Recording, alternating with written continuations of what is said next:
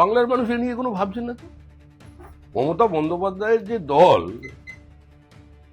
তৃণমূল, সেই দলটাই নির্মূল হয়ে গেছে।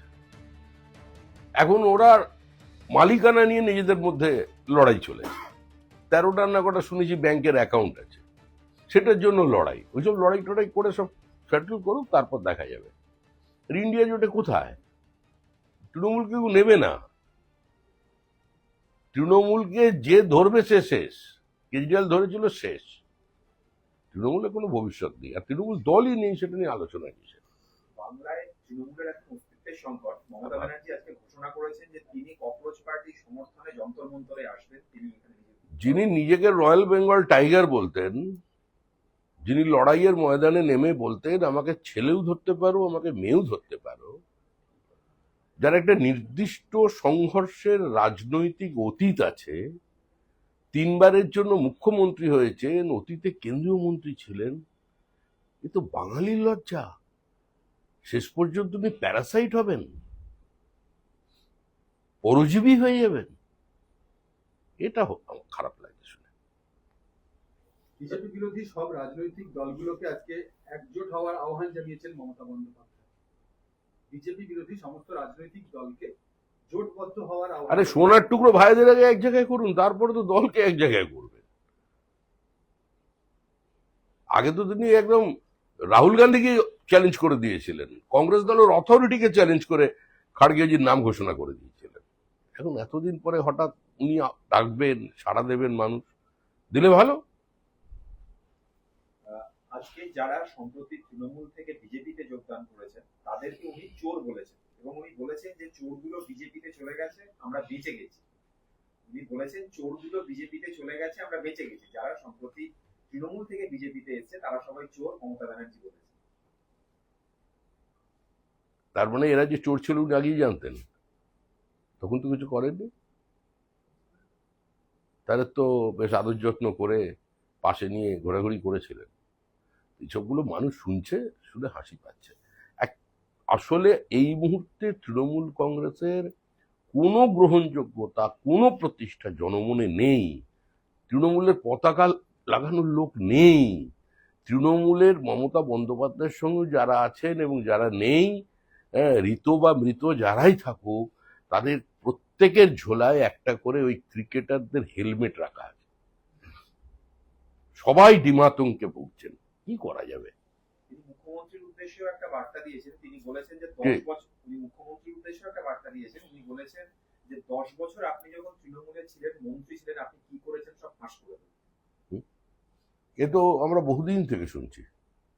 যেদিন থেকে শুভেন্দু অধিকারী বিজেপিতে যোগদান করেছেন সেদিন থেকে শুনছি, এই বিবৃতি আমরা শুনেছি। নন্দীগ্রামের পরাজয়কে লোডশেডিং এর পরাজয় বলে। ভবানীপুরেরটা কি ছিল? তৃণমূলকে মানুষ প্রত্যাখ্যান করে।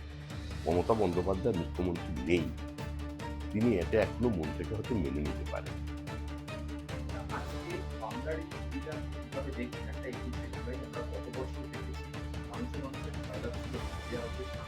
আজকে পুরো হয়ে একদিকে দিল্লিতে একটা পার্ট, একটা মেয়র রোডে, একটা ক্যাথিড্রাল, একটা কংগ্রেসে, একটা কংগ্রেস। এই যে 4 জায়গায় এতগুলো চারখানা টুকরো, একটা কথা আছে না, হরিনাম খাবলা খাবলা, ওটাই এখন তৃণমূলের অবস্থা। এর বাইরে কিছু দলই নেই। আর 21শে জুলাই যাদের জন্য করা, সেই আত্মারা ওপরে মানে চমকে চমকে উঠছে যে কাদের হাতে পড়েছিলাম, এদের সঙ্গে থেকে প্রাণ দিলাম, আর আমাদের মঞ্চে পাগলু ড্যান্স অনেকদিন আগেই তারা সদ্গতি করে নিয়েছেন নিজের।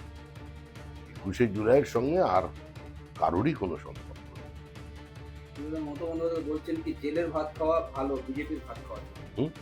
জেলের ভাত খাওয়া ভালো বিজেপির ভাত খাওয়া থেকে। উনি জানেন কতজন যাবেন জেলে, কতজন যেতে পারেন, কার কার সম্ভাবনা তৈরি হচ্ছে, হয়তো সেই জন্যই বলে থাকতে পারেন। এগুলো আমাদের বিষয় না, এগুলো সম্পূর্ণ প্রশাসনের বিষয়।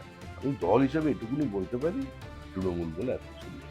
মমতা আজকে একটা দাবি করেছেন যে 21শে জুলাইতে যোগদান করতে আসার সময় তৃণমূলের বহু কর্মী বিভিন্ন জায়গায় আক্রান্ত হয়েছে, এমনকি গতবার মঞ্চ ভাঙারও চেষ্টা হয়েছে। সব অভিযোগটা উনি করছেন। আচ্ছা, মৃতদেহের চুল ছিঁড়ে কেউ মৃতদেহকে হালকা করতে চায়? একটা মৃত সময়, একটা পরিত্যক্ত শক্তি, তাদের আক্রমণ করতে কে যাবে, কেন যাবে, এগুলো বলে একটু ভেসে থাকার চেষ্টা করছে। নেই, তৃণমূল নেই, তৃণমূল থাকতে পারে না। প্রকৃতির নিয়ম মেনে, রাষ্ট্রবিজ্ঞানের নিয়ম মেনে, সমাজ বিজ্ঞানের নিয়ম মেনে তৃণমূল বিদায় নিয়েছে। বাংলার মানুষ বিসর্জন দিয়েছে। আমি আগেও আপনাদের 1 বছর আগে বলেছি যে 26-এর নির্বাচন তৃণমূলের বিসর্জন। আমি সরকারের কথা বলি, সরকার তো যাবেই, ওটা তৈরি ছিল অনেকদিন আগে, কিন্তু তৃণমূলও চলে যাবে। তৃণমূল বলে নেই। এখন কেউ কেউ তৃণমূলের ছাল ধরে রাখতে চাইছেন পড়ে, কেউ প্রতিনিধিরা চাইছেন। আসল টার্গেট হচ্ছে অ্যাকাউন্ট। প্রচুর লোক হয়েছিল আর কি মমতা বন্দ্যোপাধ্যায়ের আহ্বানে জুলাইয়ের সভায়। সব থেকে বেশি লোক আর কি মমতা বন্দ্যোপাধ্যায়ের সভাতেই হয়েছিল, সব থেকে বেশি। সভাটা কোথায় হয়েছিল? ব্রিগেডে? ভিক্টোরিয়া। ও ভিক্টোরিয়া। বেড়াতে যায় অনেক মানুষ পায়। মমতা বন্দ্যোপাধ্যায় রাজ্যের মুখ্যমন্ত্রী ছিলেন, আর এখন সেরকম প্রচন্ড গরম কলকাতায় নেই, ওই চত্বরে এমনি লোকজন থাকে, দেখতে যেতেই পারে।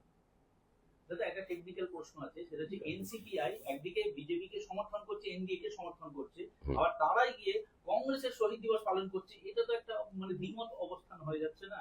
সেটা ওদের দলের যিনি নেতা আছেন তিনি বলতে পারেন, আমি কি করে বলবো? আমি তো বিজেপির কথা বলতে পারি, আর আমি এনডিএ নেতা নই, আমি এনডিএ জোটের কেউ নই। আমি জানি পশ্চিমবঙ্গে বিজেপি একা লড়ে নির্বাচনে জয়লাভ করেছে, আমাদের কোনো মানে শরিকের প্রয়োজন হয়নি, একা বিজেপি লড়েছে। আমাদের এই জয়টা এনডিএর জয় আমরা বলেছি, কিন্তু লড়াইটা ওখানে বিজেপি একা লড়েছে। এবং আরো একটা বিষয় বলেছেন যে শহীদরা কারোর একা নয়, তার মানে কি শহীদরা বাটোয়ারার মধ্যে? তো এই জন্যই তো বলছি, শহীদরা উপরে চমকে চমকে উঠছে যে কাদের হাতে পড়লাম। এ তো ছেঁড়াছেড়ি হচ্ছে শহীদদের নিয়ে, কাদের সঙ্গে ছিলাম, কেন অকালে প্রাণ দিলাম, এ তো সাংঘাতিক ব্যাপার। উপরে মিটিং করছে শহীদরা।